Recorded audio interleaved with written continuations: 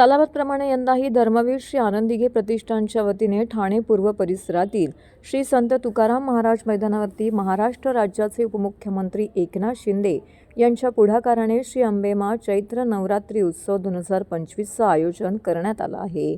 या चैत्र नवरात्री उत्सवाच्या दुसऱ्या दिवशी जल्लोष धमाल मस्ती गाण्यांच्या कार्यक्रमाचं आयोजन करण्यात आलं होतं। यावेळी उपस्थित भाविक भक्तांनीही मोठ्या उत्साहात सूर मिसळत गाणी गायली। यावेळी उपमुख्यमंत्री एकनाथ शिंदे यांच्या धर्मपत्नी सौ लता शिंदे यांनी व भाविकांनी नवकुंडीय महायज्ञाला 108 प्रदक्षिणा घातल्या। चैत्र नवरात्रीच्या येत्या 9 दिवसात विविध कार्यक्रमांचं आयोजन येथे करण्यात आलं आहे। यामध्ये दररोज महायज्ञासोबतच महाप्रसादाचे देखील आयोजन करण्यात आलं असून सध्या देवीच्या दर्शनासाठी भाविकांनी अलोट गर्दी केली आहे। तसेच महाप्रसादाचा व महाभंडाराचा देखील लाभ हजारो भक्तगण दररोज घेत आहेत। सदर कार्यक्रमाच्या ठिकाणी एकनाथ शिंदे यांचे वडील संभाजी शिंदे, बंधू माजी नगरसेवक प्रकाश शिंदे, माजी सभागृह नेते पांडुरंग पाटील, परिवहन समिती सदस्य जयप्रकाश कोटवानी व इतर मान्यवर पदाधिकारी, कार्यकर्ते, भाविक भक्त मोठ्या संख्येने येथे उपस्थित होते। यावेळी प्रकाश कोटवानी यांनी पत्रकारांशी बोलताना याबाबतची अधिक माहिती दिली आहे।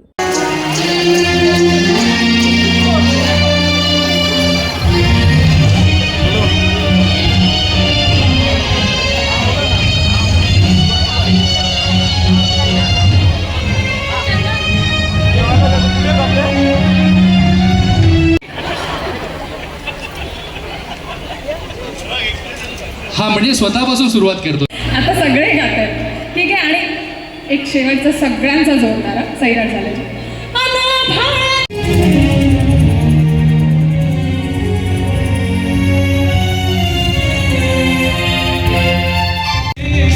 बघा, हे दुसरा दिवस आहे आणि आज दुसरा दिवसातच या नवरात्र उत्सवाला एवढा प्रतिसाद मिळतो आहे आणि या जेवढा प्रतिसाद मिळतोय त्याच्यामध्ये आम्ही जे साहेबांबरोबर जे आम्ही संगती काम करतोय त्याच्यामध्ये आमचा पण प्रोत्साहन वाढतोय। तर मला तर लोकांना हे सांगायचे की असे धार्मिक कामांमध्ये तुम्ही जास्तीत जास्त सहभाग घ्या। त्यांच्यामुळे कसं होतं की जेवढे लोक ह्यांच्यात सहभाग घेतील त्यांच्यामध्ये आम्हाला पण जास्त त्यांच्यात एनर्जी। बघा, हे जे महाप्रसादचे आयोजन सकाळ ते रात्रपर्यंत सुरुवात असते आणि कमीत कमी आम्ही काय महाप्रसाद लोक काय मोजत नाही किती आनंद घेतात, पण आमच्या अंदाजप्रमाणे 10 ते 12 हजार लोक या महाप्रसादचा लाभ घेतात। ची भावना एकदम चांगली आहे लोकांचा।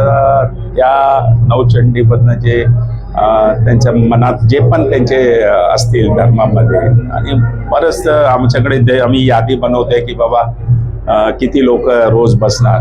तर शक्यतो आम्ही हेच प्रयत्न करतो की जास्तीत जास्त लोक या हवनकुंडात बसून आणि ह्याचा लाभ घेतील तर आम्हाला पण 108 परिक्रमा जी आहे, 108 परिक्रमा जे आज ह्यांच्यात 108 परिक्रमा करण्याची लोकांची जे पण मनोकामना जे पूर्ण होण्यासाठी आम्ही जे आवाहन करतो की तुम्ही 108 परिक्रमा करा आणि ते तुमच्या मनात जी पण इच्छा असेल देवीसमोर तुम्ही प्रार्थना करा आणि बरेच लोकांची ती परिक्रमामुळे बरेच लोकांची मनोकामना पूर्ण होते आणि लोक चांगल्या 108 परिक्रमा पण लोकांचा चांगला प्रतिसाद।